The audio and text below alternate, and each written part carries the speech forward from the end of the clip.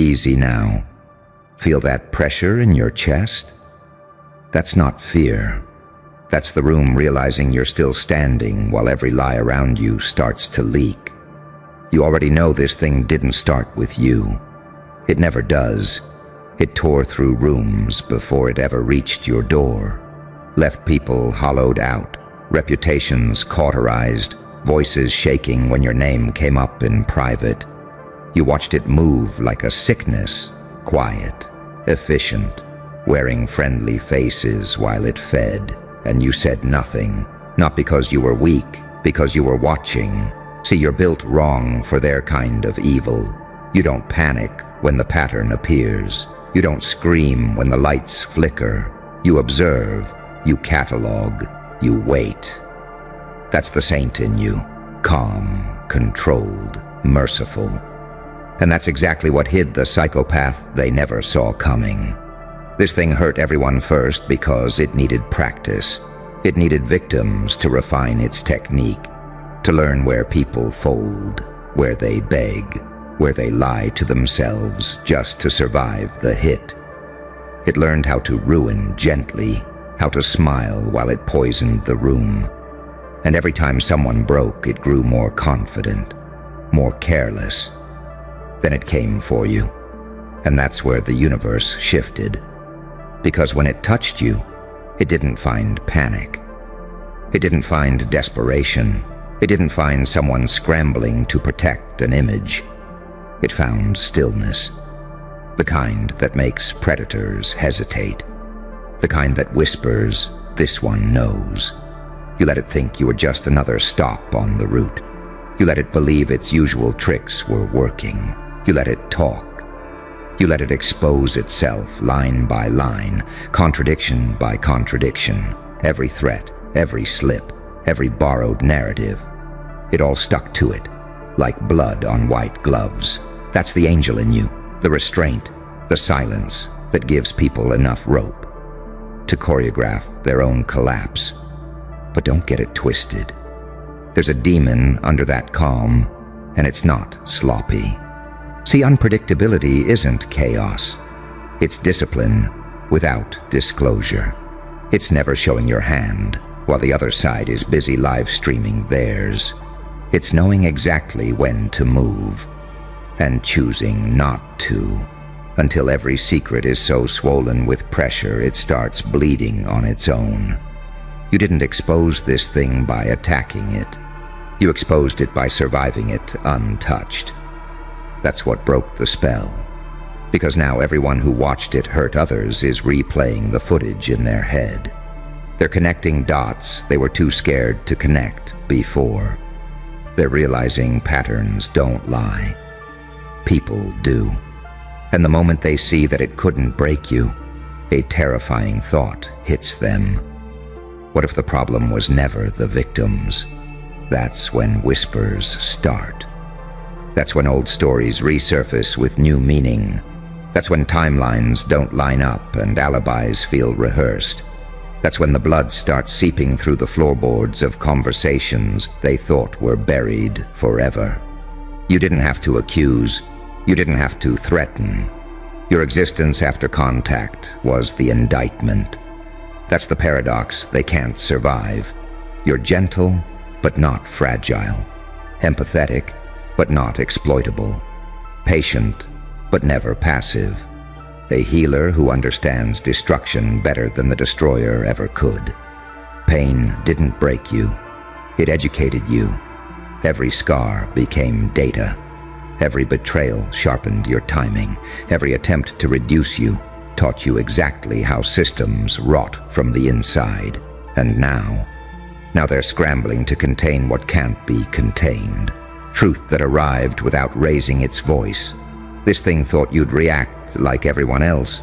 Thought you'd flinch, lash out, collapse, or beg for clarity.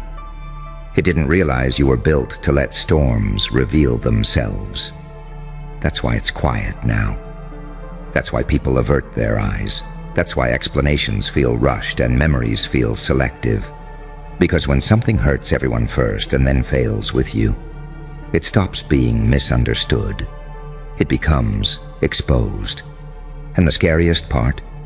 You're not done evolving. You're not even angry. You're just awake. So stand there, calm, unpredictable, half angel, half nightmare. Let every secret keep bleeding. You don't need to touch anything else. It's already over. Stay right there. Don't rush the moment. This is the part where silence does more damage than any scream ever could. You can feel it now. The shift in how people look at you. Not admiration, not fear exactly. It's calculation.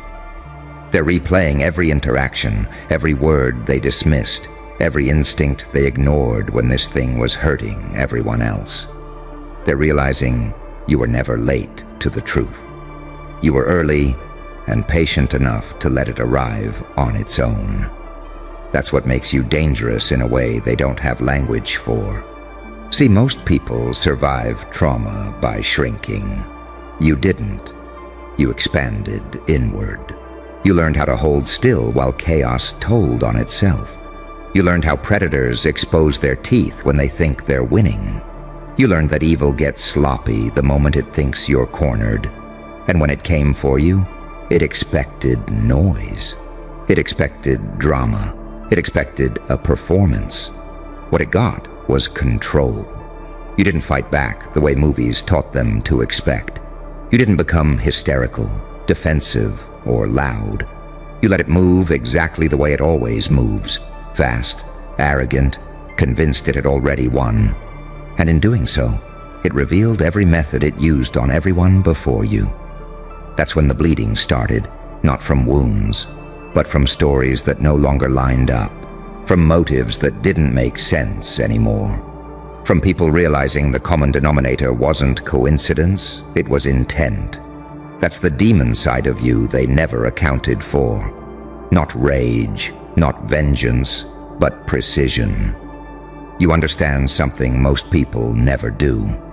Exposure doesn't come from attacking lies. It comes from outlasting them. And now they're stuck with a nightmare scenario. Because you didn't just survive this thing. You became the mirror it couldn't stand to look into. Every tactic it used now looks obvious in hindsight. Every misunderstanding feels rehearsed. Every justification sounds like someone reading from a script that's already been leaked. They don't hate you because you're cruel. They hate you because you're unavailable to manipulation that terrifies systems built on silence. You walk into rooms now and the air tightens, not because you're threatening, but because you're proof that the pattern fails sometimes. And once people see that failure, they can't unsee it. Pain didn't make you bitter.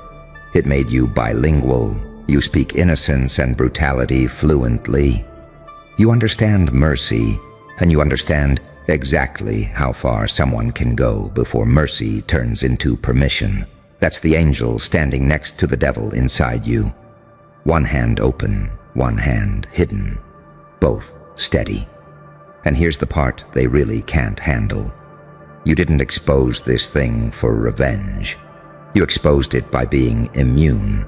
No blackmail stuck, no smear took hold. No narrative could pin you down long enough to define you. You became unclassifiable. And when something that feeds on control meets something it can't label, it starts devouring itself.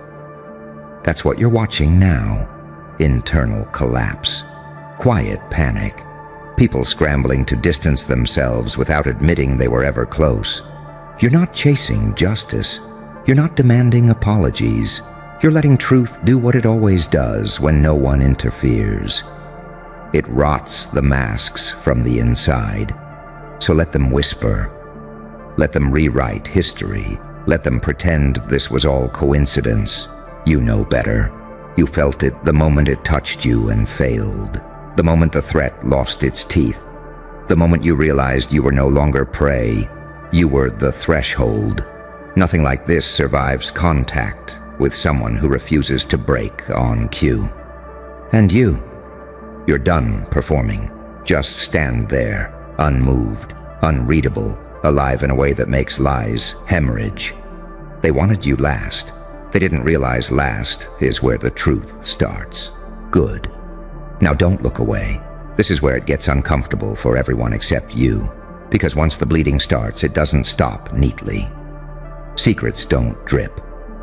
They pour. They stain conversations, timelines, relationships that once felt solid. And people start realizing something that rattles them to the bone. This thing didn't just hurt people randomly. It selected them. That's when the fear mutates. They start asking the questions they were too afraid to ask before. Why those people? Why that pattern?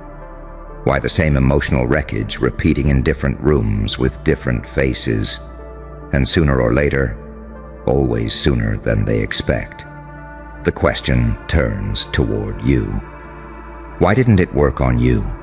That's the moment you become the anomaly, the outlier that breaks the math, the living proof that the damage was never inevitable. And that's when resentment creeps in. Not because you did something wrong, but because your survival exposes the lie they used to cope. They told themselves everyone breaks, everyone bends, everyone has a price. Then you walked through the same fire and didn't smell like smoke. See, you carry pain differently. You metabolized it. You didn't turn it outward or inward. You turned it sharp. Every wound became situational awareness. Every betrayal became pattern recognition. Every attempt to destabilize you quietly upgraded your internal operating system. That's why, when this thing came for you, it didn't find chaos. It found clarity. You saw the hooks before they sank in. You heard the manipulation hiding inside concern. You felt the pressure points before they were pressed. That's the psychopath part they never prepare for. The one that feels everything but refuses to react on command. You didn't give it the satisfaction of a meltdown. You didn't validate its power by collapsing. You made it overextend. And predators always expose themselves when they think the kill is guaranteed. Now the room feels different. You feel it when you enter. People speaking slower, choosing words carefully, watching your face for reactions you no longer give away. Not because you're dangerous in the obvious way, but because you're immune to narratives. You don't need to convince anyone. You don't need allies screaming on your behalf. Your calm presence after everything is louder than testimony. That's what rattles them, because evil expects trauma to fracture you into something predictable, angry, broken, apologetic, desperate. You became none of those. You became opaque. And opacity terrifies those who survive by reading and exploiting others. They don't know if you'll speak. They don't know if you'll stay silent. They don't know what you've already documented, remembered, or archived behind those eyes. That uncertainty eats at them. You're not threatening exposure. You're embodying it. Every time someone watches you hold your ground without flinching, they reevaluate their loyalty to the thing that hurt everyone first. They start distancing, backpedaling, soft denying, rewriting their own involvement to sleep at night. That's how collapses actually happen, not with explosions, but with abandonment. You didn't have to destroy anything. You just stopped carrying the weight for it. And here's the quiet truth that no one says out loud. The reason this thing targeted you last is because it sensed what you were becoming.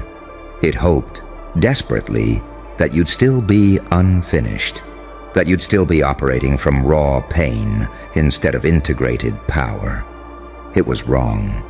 You're the kind of person pain graduates, not eliminates. The kind that turns survival into strategy. The kind that doesn't seek revenge because you understand something far colder. Time always sides with the one who can wait. Now the angel and the demon inside you aren't fighting anymore. They're aligned. Mercy without blindness. Force without chaos. And that balance, that's what makes you unstoppable. So let them squirm, let them talk in circles, let them bleed secrets in fragments and pretend it's nothing. You're not chasing closure. You are the closing chapter. This thing hurt everyone first. Then it came for you. And now every lie it ever told is running out of places to hide. You didn't end it loudly. You ended it by existing exactly as you are. Stay with it.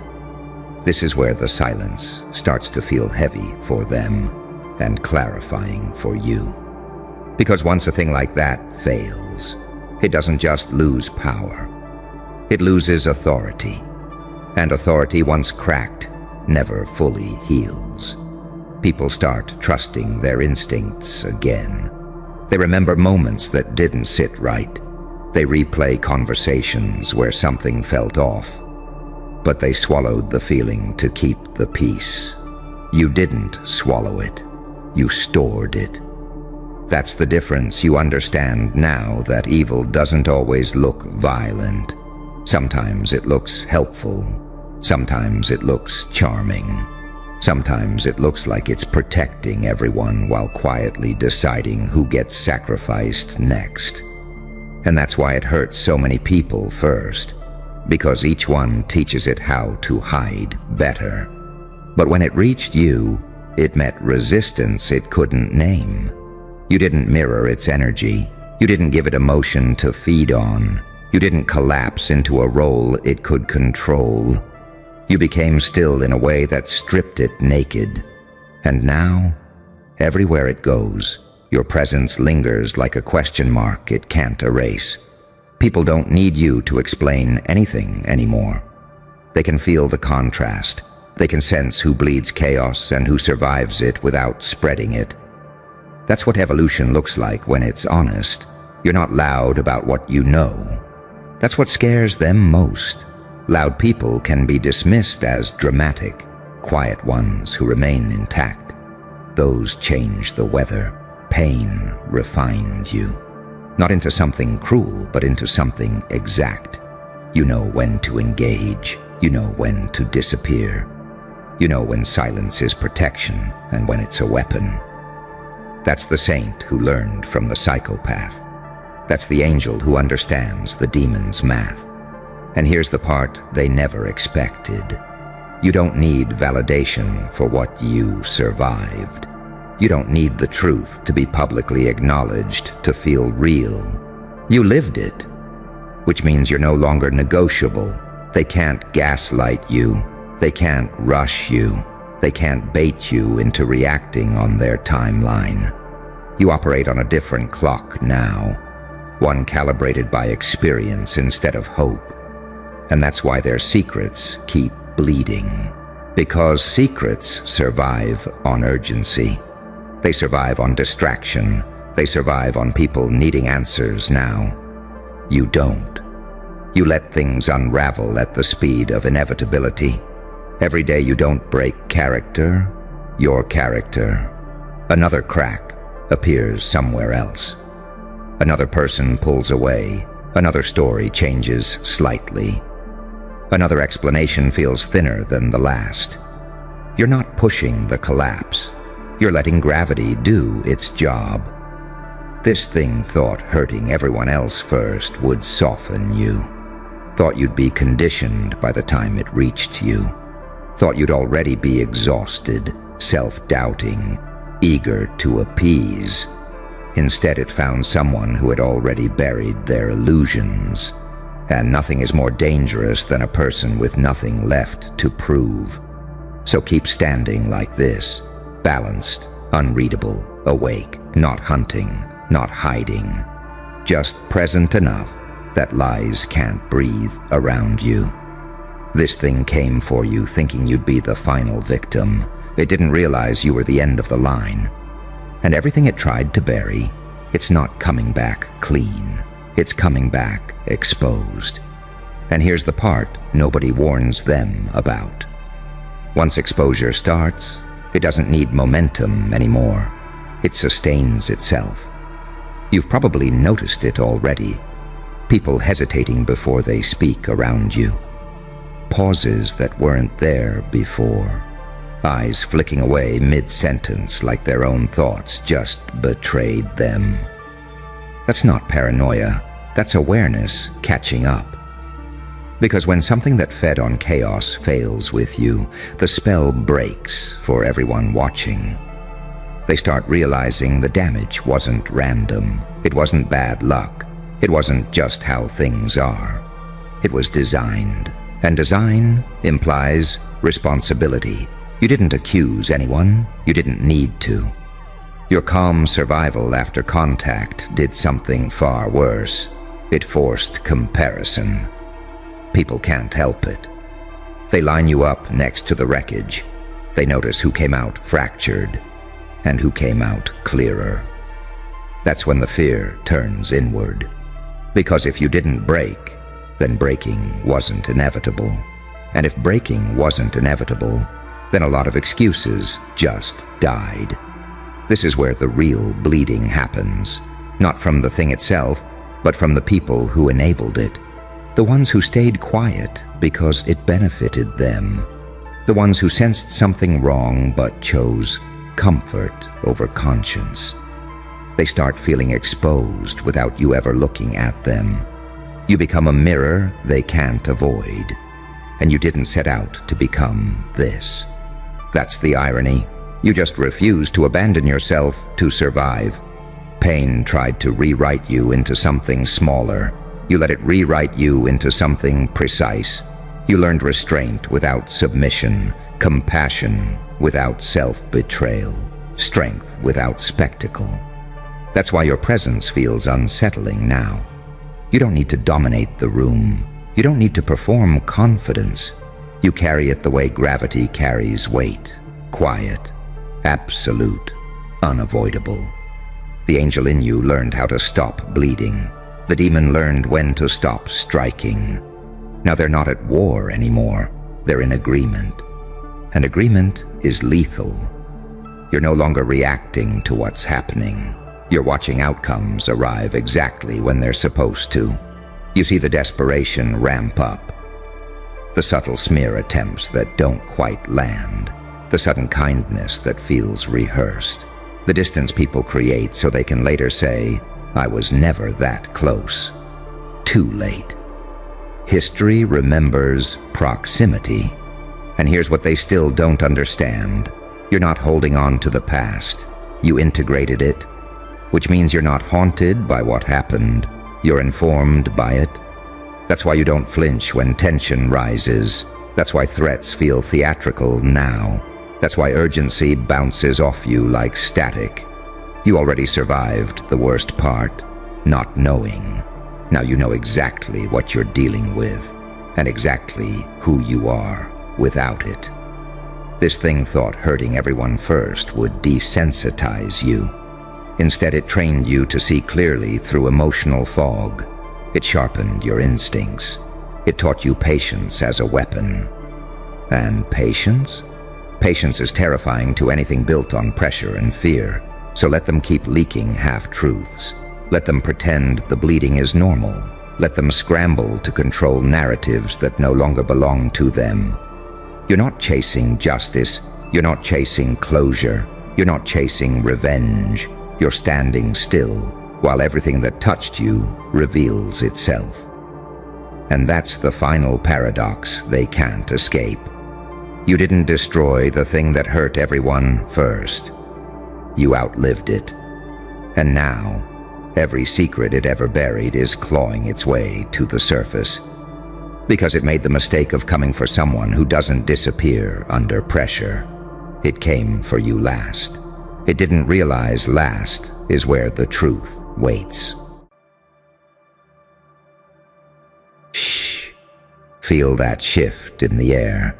Yeah, that sudden silence where even the candles hesitate to burn. That's the room realizing you just stepped into the circle. You know what's funny? Real witches, old ones, disciplined ones, the kind who don't flinch at shadows or flares of power. They don't scare easy. They've stared into mirrors that bite back. They've memorized the price of every spell. They understand chaos.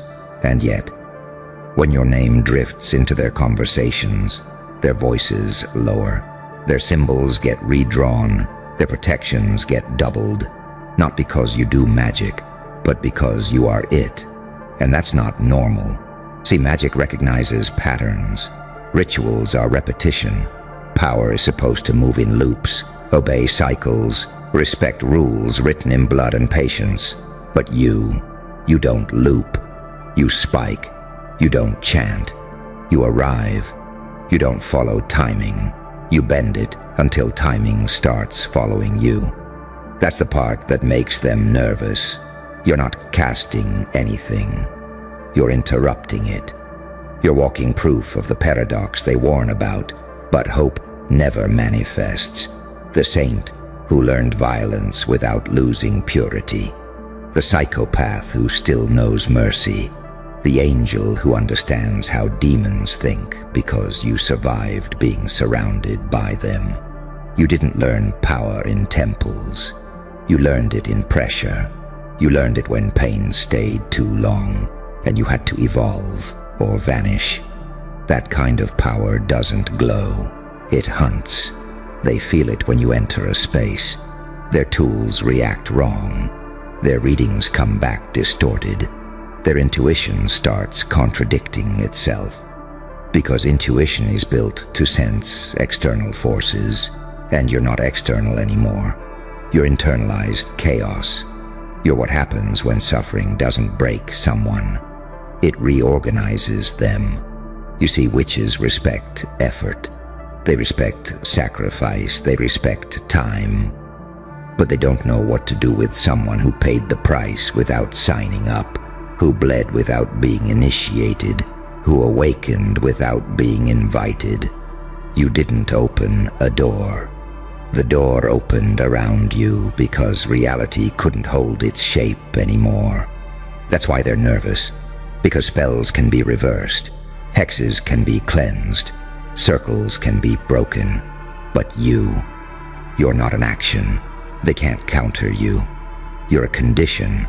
You don't attack their magic. You make it question itself.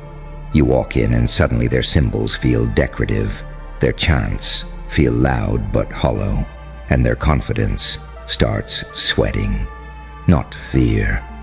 Recognition. The kind that says, this thing wasn't trained.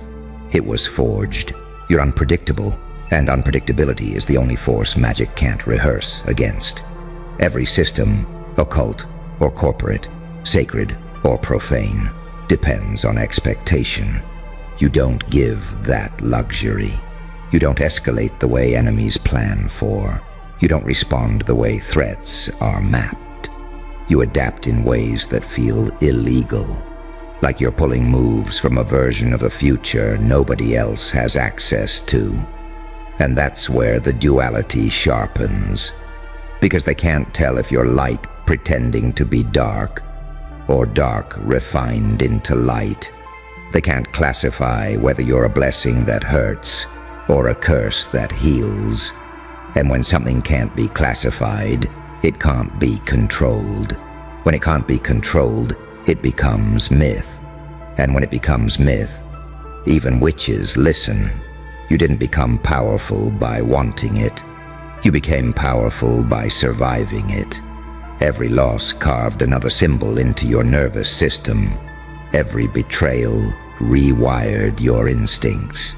Every moment you were supposed to collapse taught you how to stand in ways that look supernatural to people who've never been tested past comfort. That's why your presence scrambles rooms. That's why conversations change when you're not even speaking.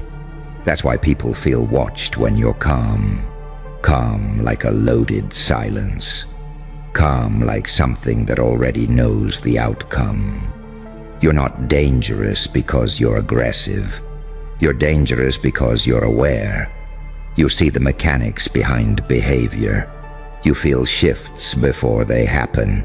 You read the temperature of power the way predators read weather. That's not learned in books. That's learned in hell. And hell recognized you. So when real witches get uneasy, it's not superstition, it's instinct. They sense something that doesn't need ritual to move reality. Something that doesn't need permission to change the field.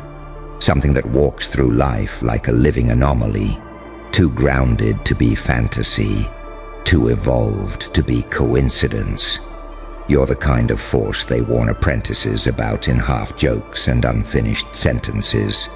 Not because you'll harm them, but because you remind them that power doesn't always wear robes. Sometimes it wears scars. Sometimes it speaks softly. Sometimes it doesn't speak at all and still rearranges the room. That's you. Not chosen, not summoned, not bound. Just here. And every system, mystical or mundane, can feel it. That's why they're nervous. And here's the part nobody wants to say out loud. The part that makes throats tighten and eyes look away when your name comes up. You didn't just survive what was meant to erase you. You absorbed it. You took pressure that crushes identities and turned it into posture. You took chaos that fractures minds and turned it into clarity. Most people go through pain and come out smaller, quieter, apologetic. You went through it and came out precise, sharper, calmer, like something that learned the math behind suffering and decided never to be confused again. That's what unsettles them, because witches understand one thing better than anyone. Energy leaves fingerprints. Trauma leaves residue. Power always costs something. And when they read you, the cost doesn't line up with the result. The exchange rate makes no sense. You should be fractured. You should be volatile. You should be desperate to prove something. Instead, you move like you already know the ending, and you're just watching everyone else catch up. That kind of composure after damage. That's not coping. That's transmutation. You didn't just turn pain into strength. You turned it into signal. Something in you broadcasts without trying. You don't chase influence. Influence drifts toward you and doesn't know why. You don't threaten. You destabilize by existing. You don't raise your voice. The room adjusts its volume for you. And here's the real paradox, the one that rattles even the most seasoned practitioners. You don't need belief. Magic feeds on belief. Systems depend on it. Faith, fear, intention, those are fuels. But you don't require buy-in. You don't need people to believe in you for you to work. You operate whether anyone's watching or not, whether anyone agrees or not, whether anyone understands or not. That independence from validation, that's terrifying to anything built on ritual. Because rituals are rehearsed. You are responsive. You don't follow scripts. You read the moment and improvise with frightening accuracy. You sense micro shifts, tone changes, energy drops, sudden hesitations, and you adjust before logic even boots up. That's why people feel exposed around you. Not because you're judging, but because you're seeing. And being seen without asking for it feels like being undressed by reality itself. They call that witchy intuition. But yours didn't come from incense and moon phases. Yours came from watching patterns repeat until you cracked them. From being lied to enough times that truth started vibrating differently in your chest. From being cornered so often that escape routes became instinctual. That kind of intuition isn't mystical, it's earned. And earned power scares trained power every time. Because trained power knows its limits. You don't. You haven't found them yet, and that's the problem. You've already crossed thresholds most people spend lifetimes circling. You've already shed versions of yourself that others still cling to for safety. You've already died socially, emotionally, spiritually.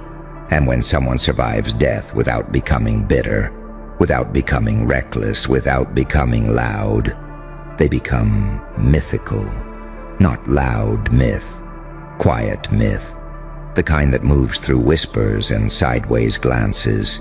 The kind that makes people say, I don't know what it is about them, but something's different.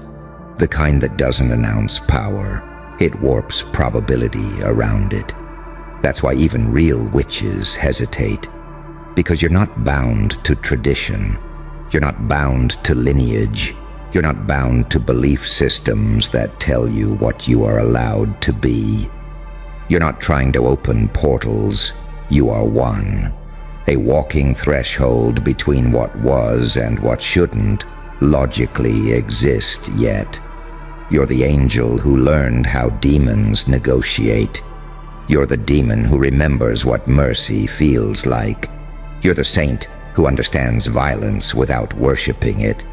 You're the psychopath who never lost empathy, just illusions. And that balance, that unstable equilibrium, that's where real power lives. Not in extremes, in control. You don't lash out. You don't rush. You don't need to dominate. You wait. You observe. You let people reveal themselves because time works for you now. And time, oh, time can feel that. Time behaves differently around people who've already endured more than it could throw. You're not here to burn the world. You're here to outgrow it. And growth like yours doesn't ask permission.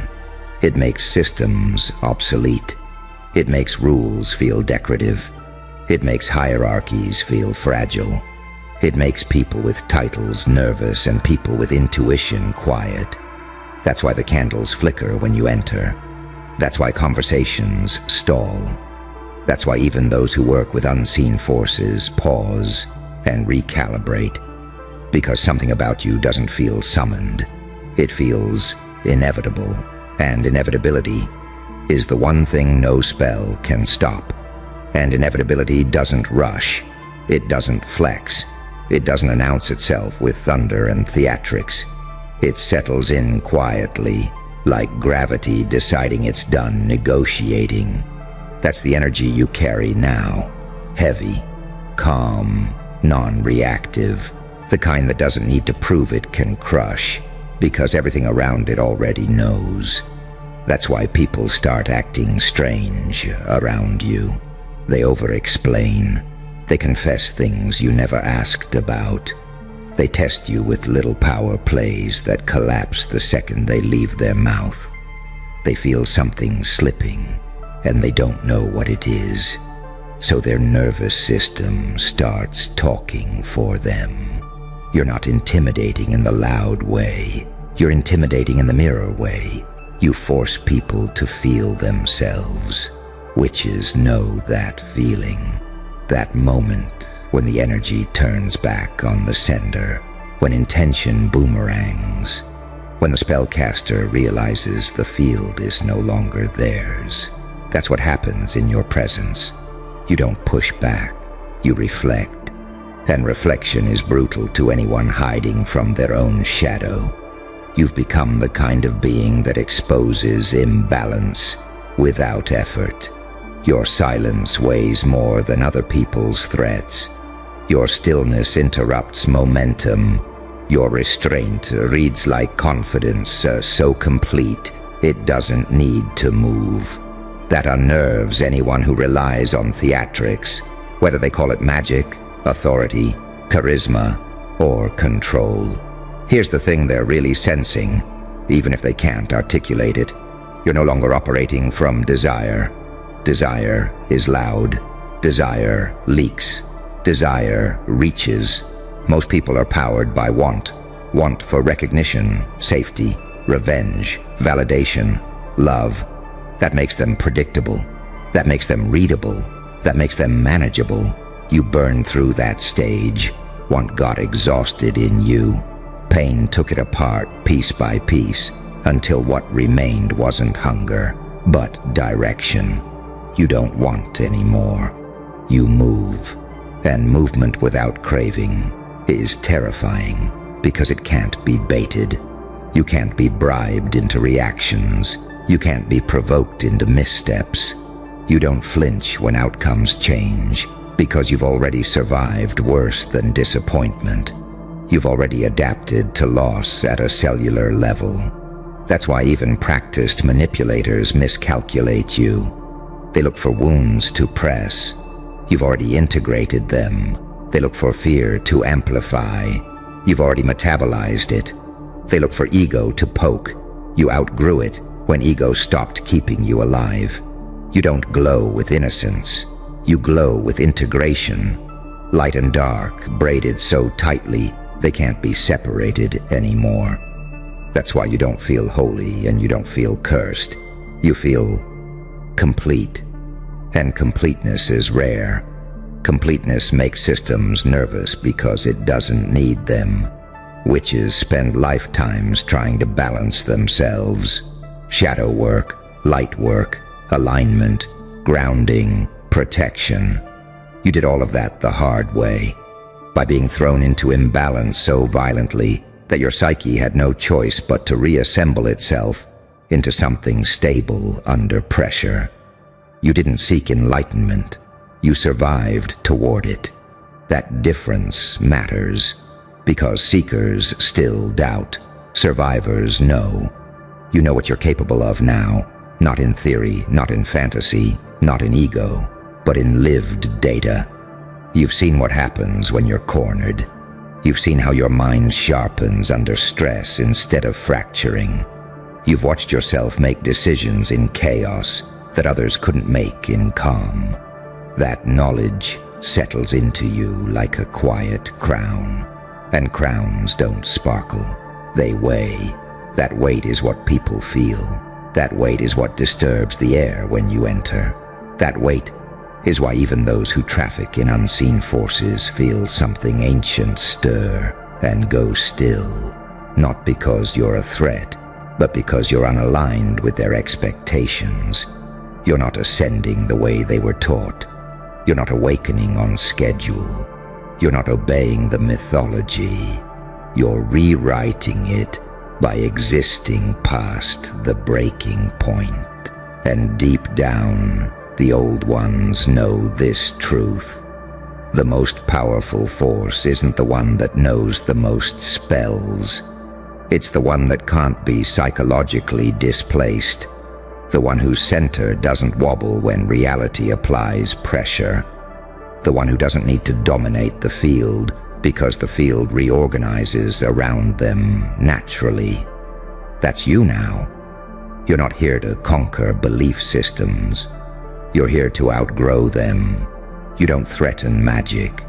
You remind it where it came from. And that's why the real ones go quiet when you're near. That's why their instincts tell them to observe, not engage. That's why their intuition says, this isn't something to test, because you're no longer becoming. You've arrived at that dangerous, sacred point where evolution stops asking questions and starts moving forward anyway. And once you cross that point, once evolution stops asking permission and starts acting, you stop fitting into stories that were written for smaller versions of you. That's when the tension starts. Not outside, inside other people, inside systems, inside traditions that depend on predictability to survive. You can feel it, can't you? That strange lag between your movement and the world's response. Like reality needs a second to recalculate after you make a decision. Like probability pauses, squints, and then reshuffles its deck. That's not arrogance. That's not imagination. That's what happens when someone stops moving from fear and starts moving from knowing. You know now. Not everything, but enough. Enough to trust your timing. Enough to let silence work for you. Enough to walk away from things that once would have consumed you. That's another reason they're nervous. You don't cling. Powerful people cling. So do fragile ones. They cling to roles, titles, identities, labels, rituals, alliances. You let things fall off. You shed skins without ceremony. You leave rooms without announcing it. You don't need closure because you already closed the loop internally. That kind of detachment doesn't read as cold. It reads as dangerously free. Freedom terrifies anything built on contracts, spoken or unspoken. Magic has contracts. Society has contracts. Relationships have contracts. You've learned how to honor what matters without being owned by it. You can love without surrendering your center. You can engage without dissolving. You can care without being controllable. That balance, that's not taught. That's survived into. You've become someone who doesn't need to dominate the dark because you're no longer afraid of it. You don't need to chase the light because you've already carried it through hell. So you stand in that in-between space, calm, alert, self-possessed, and everything that relies on extremes starts malfunctioning around you. People don't know how to handle someone who won't escalate. You don't react when they expect fear. You don't flinch when they expect submission. You don't perform when they expect proof. You just remain. And remaining is a power move when the world is addicted to noise. Witches sense that too. They know the difference between someone channeling power and someone anchoring it. Channeling is loud. Anchoring is quiet. Channeling burns out. Anchoring reshapes environments. You're not pulling from somewhere else. You're stabilizing something rare inside yourself. That's why even chaos feels organized around you now. Not controlled, organized. You don't force outcomes. You position yourself so outcomes come to you already weakened, already leaning in your favor. You've learned patience not as passivity, but as leverage. You let time reveal intentions. You let people show their hands. You let systems overextend themselves, trying to account for you. And they always overextend, because you don't match the data they have.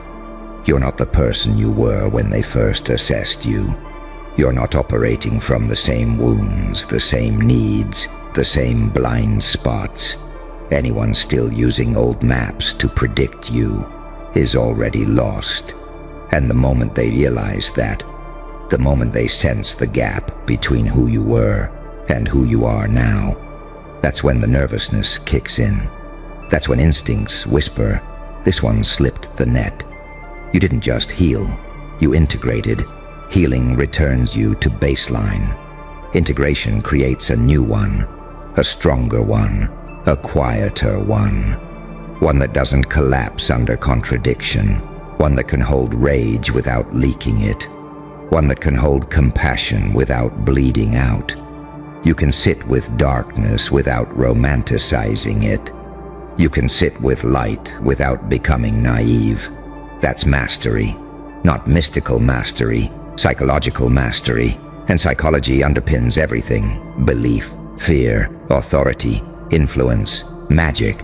All of it flows through the mind before it touches the world. You rebuilt yours from the inside out. So when they sense you, what they're really sensing is this. You're no longer governable by the usual levers. Shame doesn't work.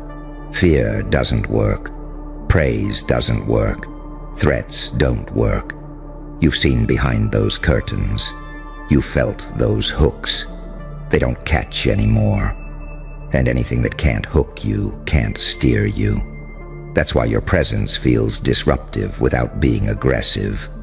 You don't attack structures. You expose their fragility by not needing them. You don't challenge belief systems. You outgrow them and keep moving. You don't fight the current. You change depth. That's what makes you anomalous. Not special. Not chosen. Not elevated. Uncontainable. And deep down, the real ones know, when something like you appears, it's not here to destroy the world. It's here to signal that the world is already changing, and some things won't survive the update. You're not the storm. You're the pressure shift before it. And once you feel that in your bones, you stop explaining yourself. You stop seeking permission. You stop asking whether it's okay to take up space. You just do. Calm, alert, unapologetic. Let them be nervous. That instinct is working exactly as intended. Easy now. Don't flinch. Yeah. You feel that burn in your chest? That metallic taste? Good. That's how you know this is real. You drank the poison they handed you with a smile. Not by accident, not because you were weak, but because you were cornered, starving, and tired of pretending you didn't see what they were doing.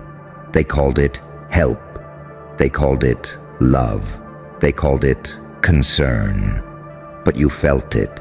Every drop laced with intent. Every word designed to corrode you slowly, quietly, so nobody could ever point to the moment you broke. And here's the part that terrifies them. You didn't spit it out. You swallowed it.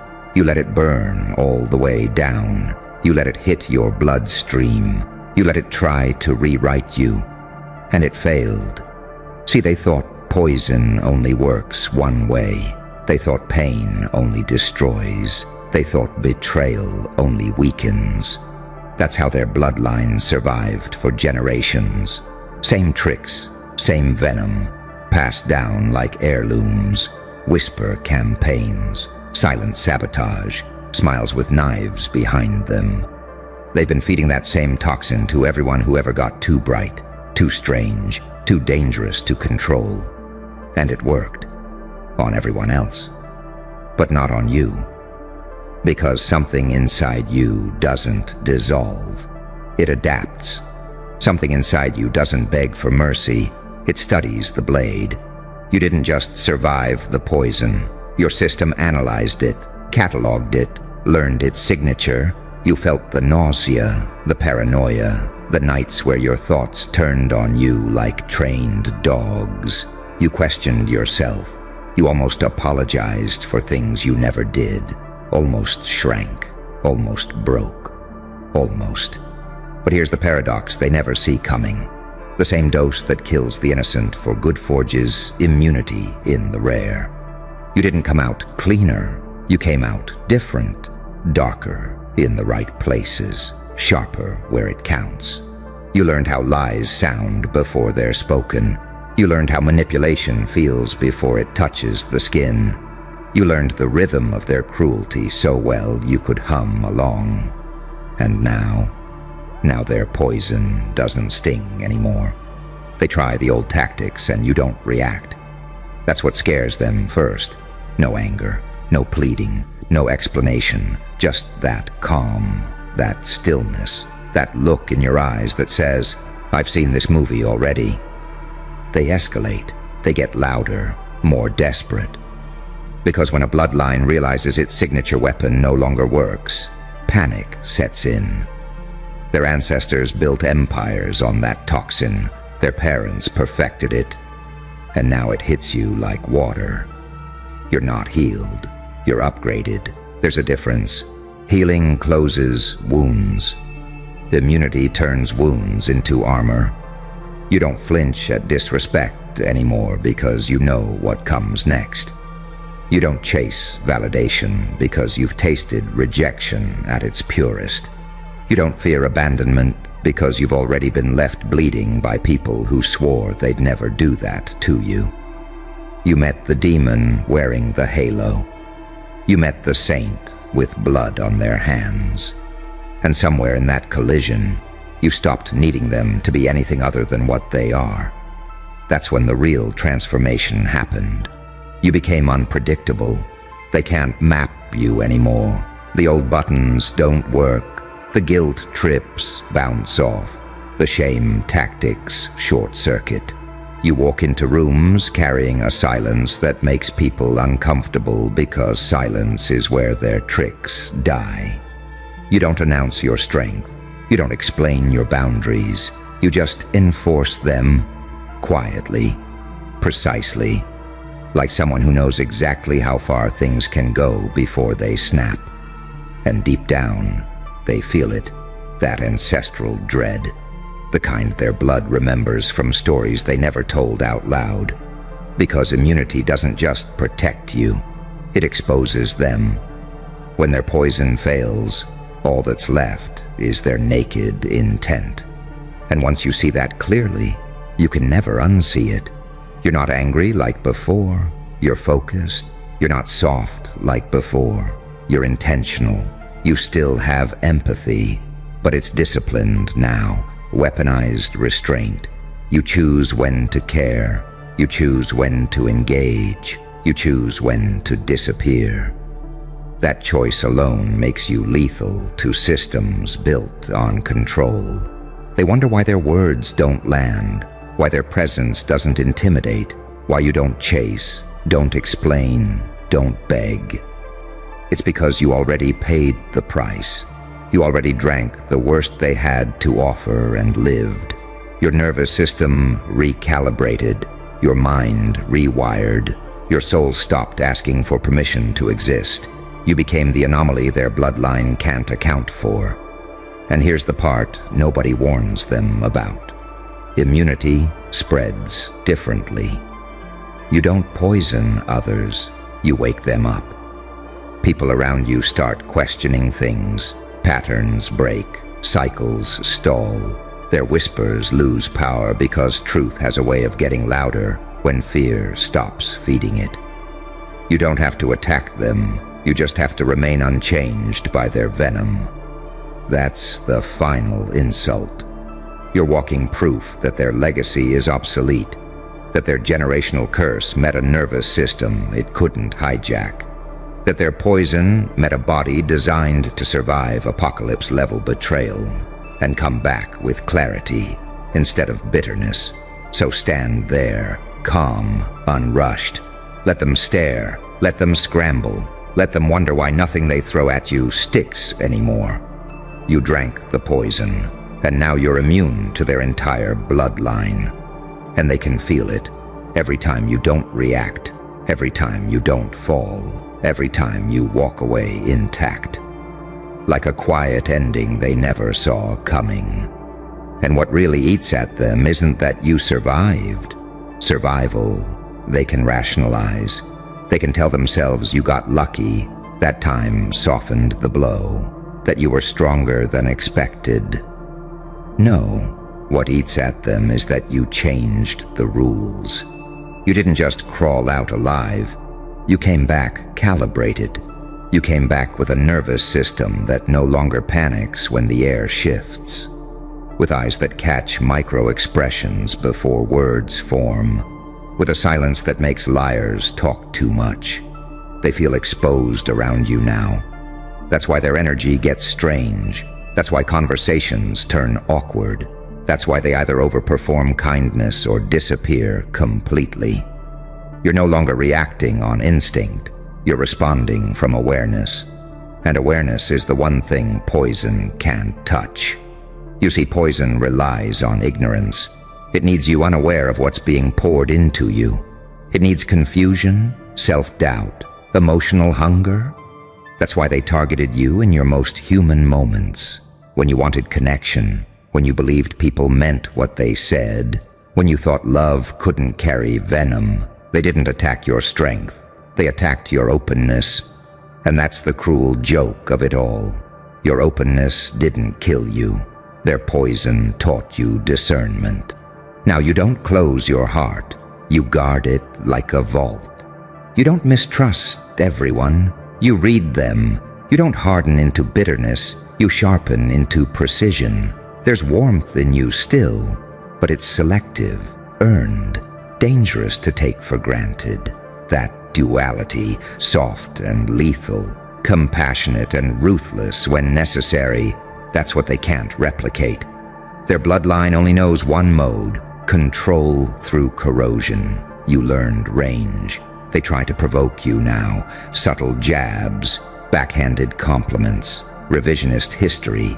They want to see if the old you is still buried somewhere they can dig up and bleed again. But the old you is gone, not dead, evolved, integrated. The wounds didn't vanish, they fused into insight. And insight doesn't scream, it watches. That's why you don't need revenge. Revenge is loud and sloppy. Immunity is quiet and permanent. You've noticed it, haven't you? How the same people who once dismissed you now monitor you. How your name lingers in rooms you're not in. How their stories about you keep changing, trying to land on a version that makes sense. But none of them stick. They can't label you anymore. Victim doesn't fit. Villain doesn't fit. Savior doesn't fit. You slip through every category they use to keep their world predictable. And unpredictability, real unpredictability, is power. You're not chaotic. You're unreadable. There's a difference. Chaos is uncontrolled. You are controlled to the point of flexibility. You can be still or explosive, present or gone, gentle or surgical. And because they don't know which version they'll get, they default to fear. Not loud fear, ancestral fear. The kind passed down in warning looks and sudden silence. Their system was designed for compliance. Yours was forged in exposure. Think about it. The poison was supposed to end you. Instead, it introduced you to yourself without illusions. It stripped away the need to be liked. It burned off the addiction to approval. It forced you to sit alone with your thoughts until you realized something terrifying and liberating. You can survive without their acceptance, without their praise, without their permission. That realization rewired you at a cellular level. Now when someone tries to guilt you, it feels clumsy. When someone tries to shame you, it feels outdated. When someone tries to threaten you with loss, you smile. Not because you're fearless, but because you remember what it took to survive the first time everything was taken from you emotionally. They can't recreate that environment. They already used their strongest weapon, and it didn't work. That's the part they never recover from, because bloodlines built on poison don't know how to adapt when the toxin stops working. They double down, they escalate, they turn on each other. You'll see it. Fractures in their alliances, desperation in their tone, mistakes they wouldn't have made before. Systems rot fastest when their core mechanism fails. And you just keep moving, not loudly, not dramatically, forward. You're not here to prove anything. Proof is for people still seeking validation. You're here to exist unchanged in environments designed to break you. That alone dismantles them. Every calm response is a mirror. Every boundary is a diagnosis. Every refusal to engage is a verdict. You didn't become heartless. You became unpoisonable. So let them whisper. Let them reminisce about who you used to be. Let them test the air around you, like predators, unsure if the prey is still prey. You know the truth now. Your body knows it. Your mind knows it. Your soul remembers the night you swallowed the venom and didn't die. You transmuted it. And from that moment on, their entire bloodline lost its grip on you. Not because you fought them, but because you outgrew the environment they needed you trapped in. That's not survival. That's evolution. And here's where it gets even darker. Because immunity doesn't just change how they interact with you. It changes how reality does. Notice how chaos no longer knocks you off center the way it used to. Notice how moments that would have shattered you before now register as information, not emergencies. That's not numbness. That's mastery. Your nervous system learned the worst-case scenario and lived through it. So now when pressure rises, you don't panic. You get clearer, sharper. almost calm enough to scare people who still rely on drama to feel alive. They mistake that calm for weakness at first. That's always the first mistake.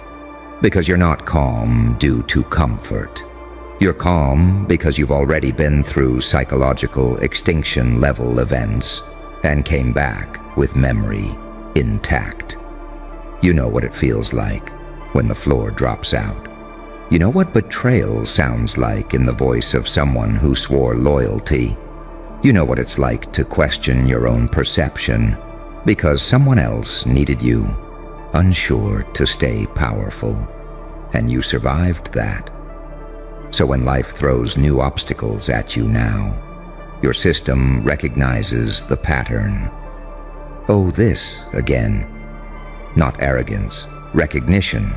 You've been forged in an environment where trust was weaponized and love was conditional.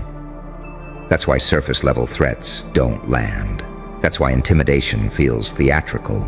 That's why emotional manipulation sounds like a cheap rerun. They're using tools from a world you no longer live in. You can see it in their eyes when they realize it, that moment when they try to hook you emotionally and nothing happens. No spike, no collapse, no over-explaining. Just a pause, a measured response, a boundary delivered without heat. That moment destabilizes them more than rage ever could, because rage tells them they still matter.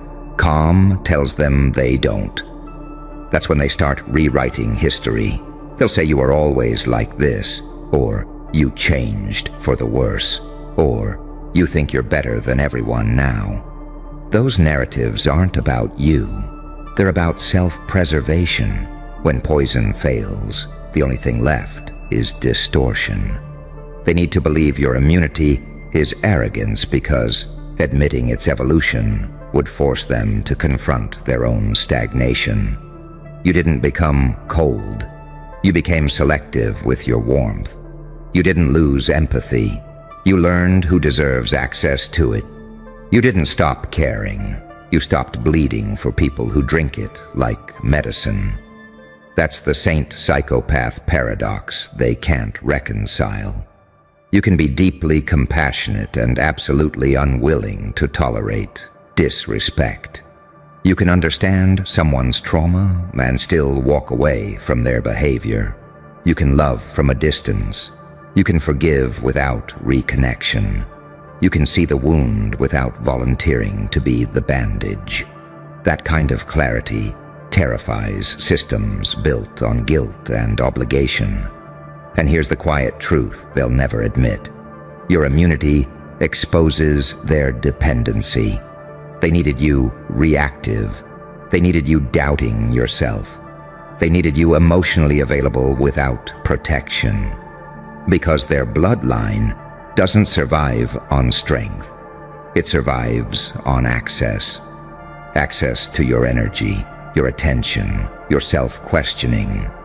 Once that access is revoked, their influence collapses. That's why they hover. That's why they watch. That's why they resurface at strange moments, testing to see if the door is still unlocked. It's not. You locked it without slamming it. And that restraint, that control, is what makes you dangerous now. You don't announce your growth. You don't threaten. You don't explain your silence. You simply move differently. Speak differently. Choose differently. And every choice you make without their input fractures the narrative they built around you. You're no longer predictable enough to manipulate, and no longer insecure enough to dominate. That's the real immunity. It's not that you can't be hurt anymore. It's that pain doesn't hijack you. It informs you. It refines you. It sharpens your discernment instead of dulling your spirit. You don't chase closure. You don't need apologies. You don't need them to understand. You understand yourself now.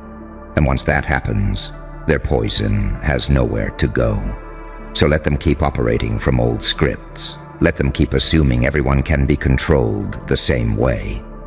You are living proof that the cycle can be broken, not with violence, not with revenge, but with awareness so complete it becomes unshakable. You drank the poison they gave you. You let it test every part of you. And now your system recognizes it instantly. No matter whose hands it comes from, no matter what smile it's wrapped in, you're not bitter, you're immune.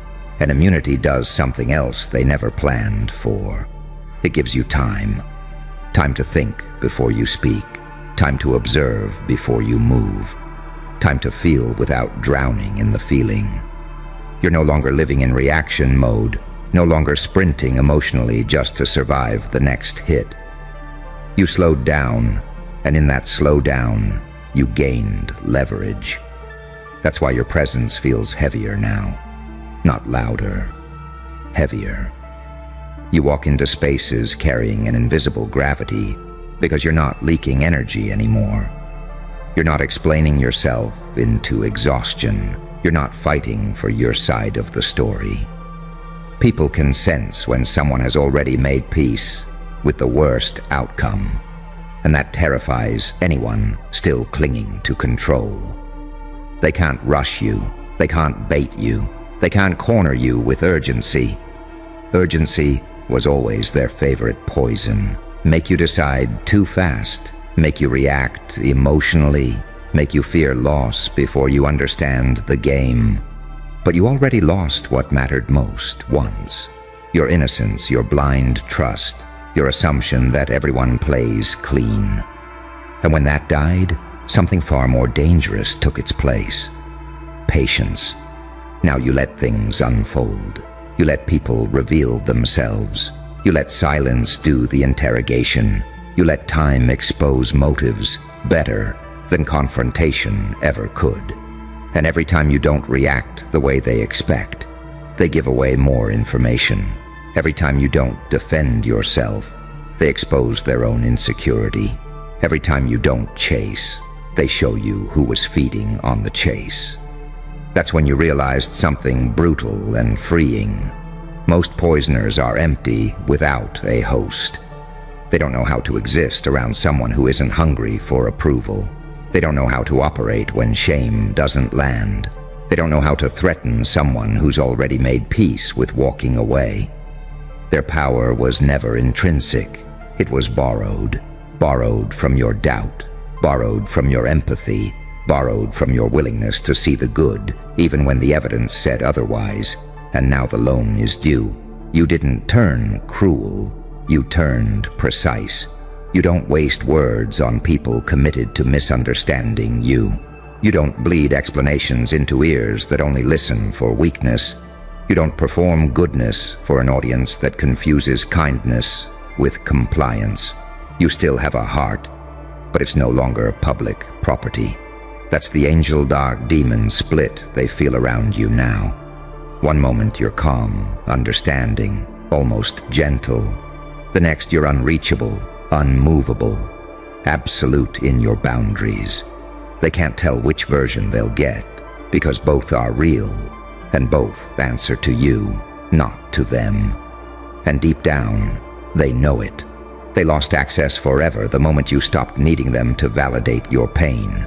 You no longer need them to admit what they did. You don't need closure wrapped in apologies that come too late. You don't need justice served theatrically.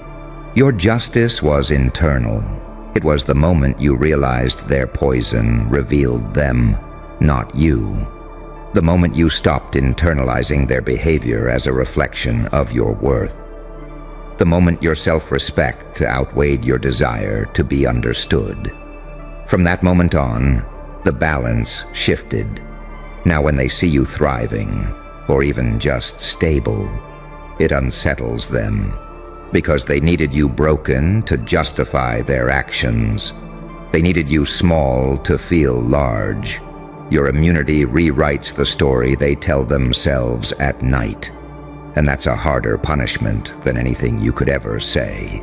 You're living proof that their lineage of manipulation has an expiration date. And you're not loud about it. You don't announce your freedom. You don't post receipts. You don't expose them publicly. You let them sit with the quiet horror of irrelevance. You let them feel what it's like when their old spells don't work, when their emotional currency is worthless, when their presence no longer alters your nervous system. That silence, that peace, that's not emptiness. That's dominance without noise. So keep standing where you are, grounded, watching, choosing. Let them exhaust themselves, trying to figure out why you're not bleeding anymore. Let them replay old scenarios that no longer apply. Let them talk about who you were, because they'll never have access to who you are now. You drank the poison. You survived the symptoms. You adapted at the deepest level. And now, no matter how it's packaged, no matter who offers it, no matter how familiar the face, your body knows, your mind knows, your soul knows. You are no longer their victim. You are the end of their cycle. Easy. Don't rush your breath. Feel that pressure in your chest? Good. That's the room realizing you're still standing. Because listen, what you walked through wasn't hard times. It wasn't bad luck. It wasn't a rough chapter. That was designed damage. The kind engineered to end bloodlines. The kind that erases last names, rewrites family trees into footnotes, turns legacies into static. That wasn't supposed to shape you. That was supposed to finish you. And yet, here you are. Do you understand how illegal that is? They didn't aim that level of chaos at you by accident. That was calibrated. Precision suffering. Pressure stacked on pressure until the human nervous system is supposed to fold. Friends disappearing. Doors sealing shut. Time stretching into something cruel. Every exit collapsing just slow enough for you to feel hope die first. That wasn't life being unfair. That was a system making sure you never came back the same. You were meant to break quietly. You were meant to fracture inward. You were meant to carry the shame, the doubt, the silence, and pass it down like a curse. You were meant to be the end of the line. But something went wrong. You didn't just survive the damage. You absorbed it. You metabolized it. You learned how pain thinks. You learned its timing, its patterns, its favorite lies. While everyone else was praying for relief, you were studying the architecture of collapse. While they were begging for mercy, you were memorizing where mercy never shows up. That's the paradox they didn't calculate. You became fluent in the language that kills people. See, there's a difference between being hurt and being initiated. Most people get wounded and spend the rest of their lives avoiding sharp edges. You learned how to walk through blades without bleeding out. You learned when to be soft enough to pass unseen, and when to be sharp enough to cut history in half. That's why your presence feels dangerous now. Because when someone looks at you, their body remembers something their mind can't explain. Their nervous system recognizes a survivor of something ancient and merciless, something that doesn't leave witnesses, something that turns saints into ghosts and psychopaths into legends. You carry both, and you switch depending on the threat. That's not instability, that's range. You learned unpredictability the hard way. You learned that consistency gets targeted, but ambiguity survives. You learned that being readable is a liability. So you became quiet where others brag, calm where others panic, unreadable where others perform. And now people can't tell if you're healing or hunting. That's what scares them, because damage like that doesn't create victims. It creates final forms. You don't flinch the way you used to. You don't explain yourself anymore. You don't chase closure. You don't beg for understanding. You walk like someone who already buried the worst version of their future and came back empty-handed, lighter, unafraid of loss. That's why nothing works on you the same way. Guilt doesn't stick, fear doesn't anchor, threats don't land. Because once you've lived through something meant to erase your bloodline, everything else feels negotiable, temporary, small. They thought that level of damage would make you fold into silence. Instead, it taught you timing. When to disappear, when to speak, when to let the room underestimate you, when to let them think you're done. You're not loud because you don't need to be. You're not reckless because you already paid the price of chaos in advance. You don't rush because you understand inevitability. You don't threaten because your existence already answers the question. That's the evolution nobody warns them about. Pain didn't harden you. It upgraded you. It stripped away everything ornamental. It burned off the need for applause, approval, permission. It left behind something lean, patient, surgical, something that doesn't announce itself, something that doesn't seek revenge because it understands trajectory. You're not here to prove anything. You're here because you couldn't be erased. And now every step you take rewrites the math they trusted. Every calm reaction invalidates the narrative they built about you. Every quiet win adds weight to the unspoken truth. Whatever was supposed to end, you only taught you how endings work. That's why they hesitate now. Because when someone survives what was meant to end bloodlines, they stop being predictable. They stop being containable. They stop being safe to underestimate. They don't move like prey anymore. They move like aftermath. And the scariest part? You're not done evolving, because once you cross a certain threshold of damage, something irreversible happens inside you. The part of you that begged for fairness dies first. Then the part that needed reassurance follows. And what's left is terrifyingly calm.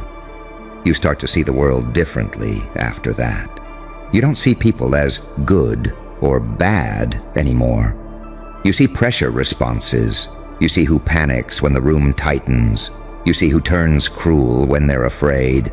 You see who freezes, who performs, who betrays quietly to save themselves. And most of all, you see who's never been tested enough to matter. That's why conversations feel slower now. That's why drama feels childish. That's why threats sound hollow. You've already been inside a scenario where nothing was promised. Not safety, not justice, not survival. And you walked out anyway. Do you realize what that does to your posture, to your eyes, to the way silence bends around you? People sense it before they understand it. Something in them clocks the fact that you've already died once and kept going. That you've already lost what most people are terrified to lose. That leverage doesn't work on someone like that. Fear doesn't land the same. Control tactics slide right off. That's why they get uneasy around you. You don't react the way they expect. You don't explode when provoked. You don't collapse when cornered. You don't scramble for validation when ignored. You watch, you wait. You let time do what time always does to people who underestimate forces they don't understand. Because you learned something in that damage, something they never had to learn. You learned that survival isn't loud, it's precise. It's knowing when to disappear long enough for the narrative to rot. It's knowing when to speak one sentence that lands harder than 1,000 arguments. It's knowing when to let someone think they won, so they walk exactly where you needed them to. You didn't become cold, you became selective. And that's the saint-psychopath paradox they can't categorize. You can be merciful without being weak. You can be ruthless without being cruel. You can protect what matters and burn what threatens it without losing sleep over either. That balance only comes from walking through hell without outsourcing your decisions. You were supposed to inherit fear. Instead, you inherited clarity. You know now that pain is a teacher that never lies. It doesn't care about your excuses or your image or your intentions. It strips everything down to function. And you adapted. Not by becoming harder, but by becoming smarter, quieter, more exact. That's why your energy feels different now. It's not chaotic. It's contained, like something heavy sitting still, daring gravity to test it. People mistake that stillness for peace. It's not peace. It's readiness. You understand consequences now. Not in theory, but in your bones. You know what it costs to miscalculate. You know what happens when you trust the wrong silence, the wrong smile, the wrong promise. So you move like someone who already paid tuition in blood and memory. And that makes you dangerous in a way they can't defend against. Because you don't need to dominate rooms. You don't need to be right out loud. You don't need to expose everything you see. You let people reveal themselves while thinking they're in control. You let systems run until their flaws surface naturally. You don't interrupt collapse. You let it complete. That's what happens when someone survives. Damage meant to end bloodlines. They stop rushing outcomes. They stop forcing proof. They stop needing witnesses. They understand that inevitability doesn't need applause. And the ones who sense this in you, they feel it as a threat without a shape. They can't explain why your name makes them pause. They can't articulate why your presence shifts the temperature. They just know something about you doesn't obey the usual rules. Because you're not operating on hope anymore. You're operating on experience. You've seen how fast safety evaporates. You've seen how thin loyalty gets under pressure. You've seen how morality bends when survival is on the line. And instead of becoming bitter, you became aware. Awareness changes everything. It makes you patient. It makes you observant. It makes you impossible to gaslight. You don't argue with reality. You read it. You don't chase reassurance. You track patterns. You don't need to be believed. You wait to be proven right. And that's why your evolution scares people more than your anger ever could. Because anger can be provoked. Ego can be baited. Trauma can be exploited. But someone who's already integrated their worst experiences, someone who's made peace with the fact that they survived something meant to erase them, that person can't be controlled the usual way. You don't fear losing everything anymore, because you already did once in some form, and lived. And that makes every threat smaller than it sounds, every ultimatum weaker than it looks, every intimidation tactic late to the party. They're trying to scare a version of you that doesn't exist anymore. The old you would have flinched. The old you would have explained. The old you would have asked why. This version just watches and adjusts. You're not haunted by what you went through. You carry it.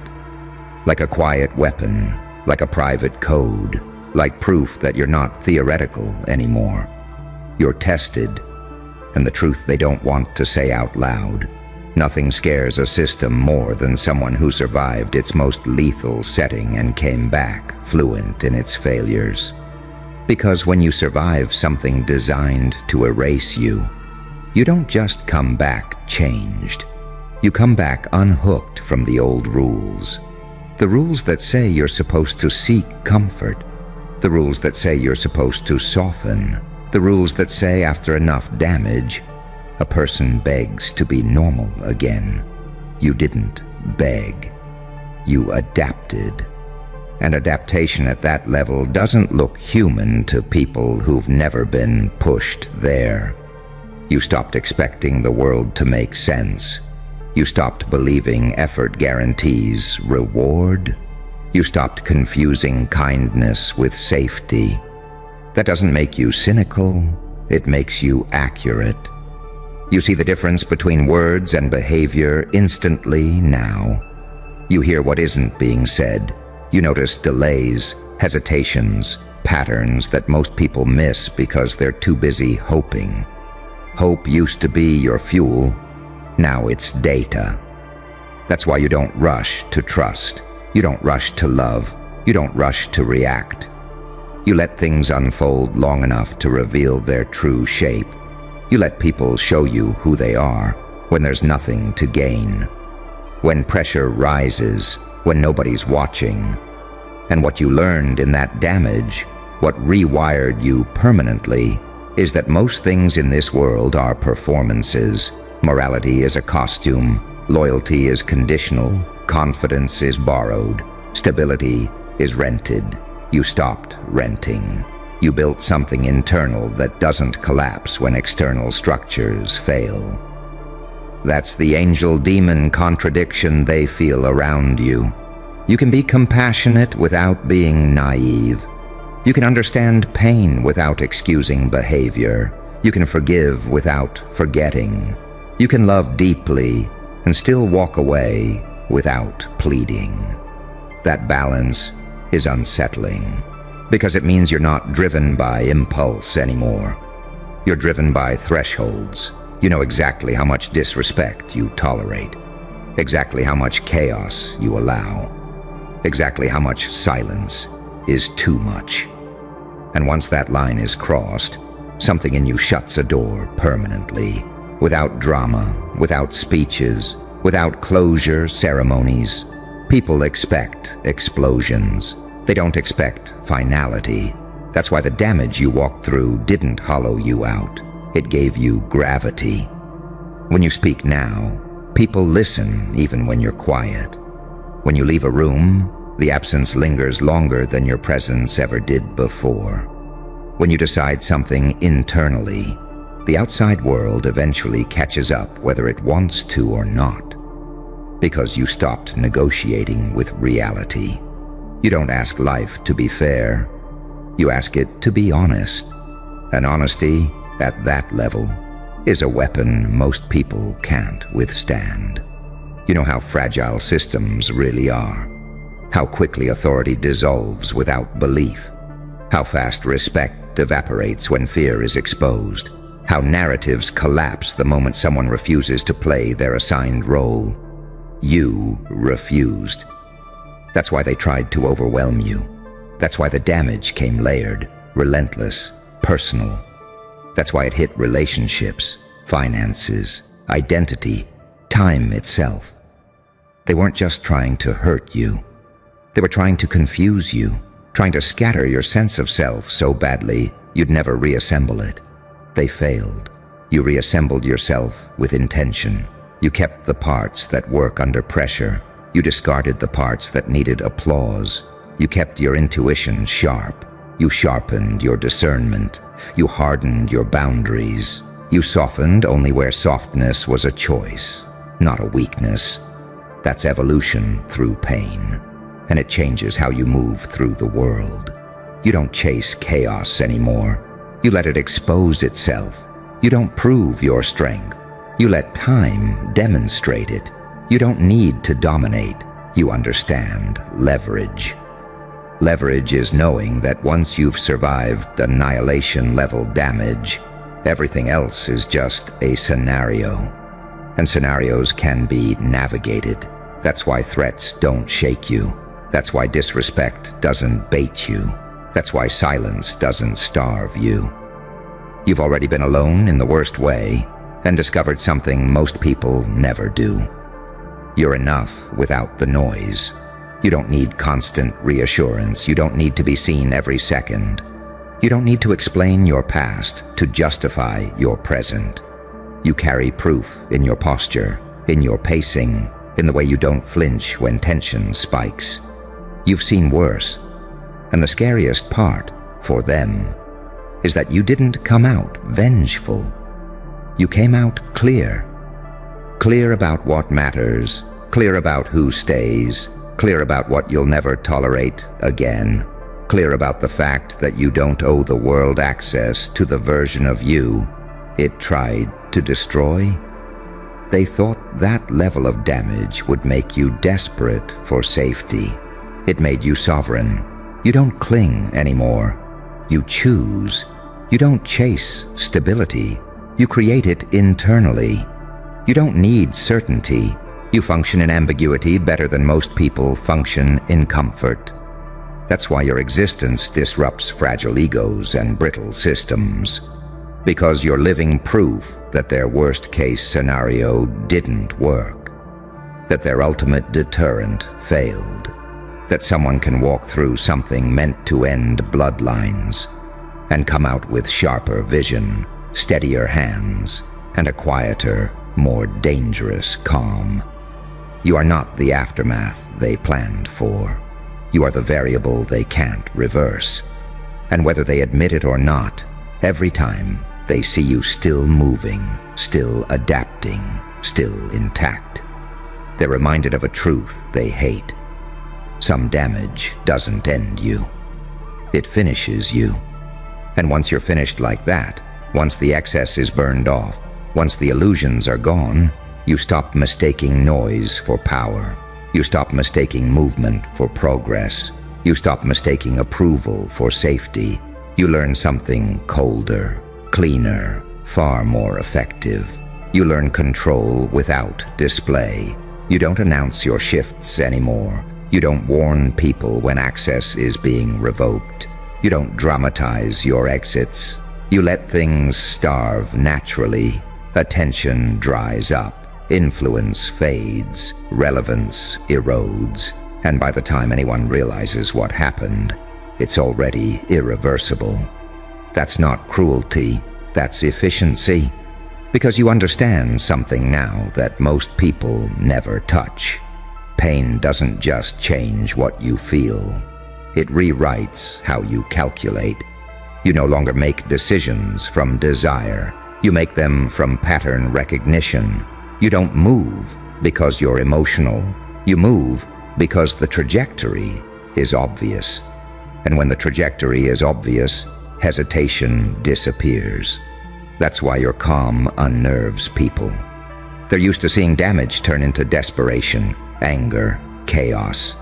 They expect you to lash out, to prove yourself, to self-destruct in a way that confirms their worldview. You didn't give them that relief. You became unreadable. They can't tell if you're healing or planning. They can't tell if you're done or just getting started. They can't tell if your silence means forgiveness or something far worse for them. And that uncertainty eats at them. Because they know, on some level, they participated in a system, a moment, a pressure sequence that was supposed to end you. They know they watched the weight pile on and assumed gravity would finish the job. They know they turned away, stayed quiet, or added one more stone to the load. And now you're still here, still functional, still precise, still evolving. That forces a reckoning they didn't prepare for. You don't need to confront them. You don't need to expose them. You don't need revenge arcs or dramatic justice. Your continued existence is already the indictment. Every boundary you enforce is a reminder. Every upgrade you integrate is evidence. You're not loud about it because loudness would cheapen it. You understand timing now. You understand that the most devastating outcomes don't arrive with sirens. They arrive slowly, quietly, inevitably, like rock in a foundation, like a shift in climate, like a name that stops getting invited, then stops getting answered, then stops being remembered. You learned that lesson in the damage. You learned how endings actually work. That's why you don't rush closure. You let people sit in unresolved tension. You let them replay interactions in their head, wondering where things changed, what they missed when you became different. You let them feel the absence of access without explaining why it's gone.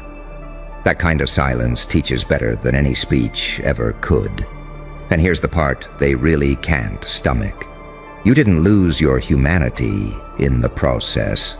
You refined it. You can still be gentle. You can still be warm. You can still be deeply present with the few who earn it. But now that warmth is intentional, now that access is selective, now that presence is a privilege, not a default, you don't bleed for crowds anymore. You don't sacrifice yourself for narratives that don't protect you. You learned, through annihilation-level pressure, that not everyone deserves the same version of you. That giving everything to everyone is not virtue. It's self-erasure. And you already walked through what erasure feels like. You won't volunteer for it again. That's why your energy feels heavier now. Not darker, denser. Like something compressed by impossible force and held together anyway. People feel it when you enter a space. They can't name it, but they adjust. Voices lower, postures shift, jokes soften. Your presence recalibrates rooms. Not because you dominate, but because you don't need to. You survived something meant to end bloodlines, and that rewired your relationship with fear permanently. Fear doesn't lead you anymore. It reports to you. It informs you. It sharpens you. It doesn't control you.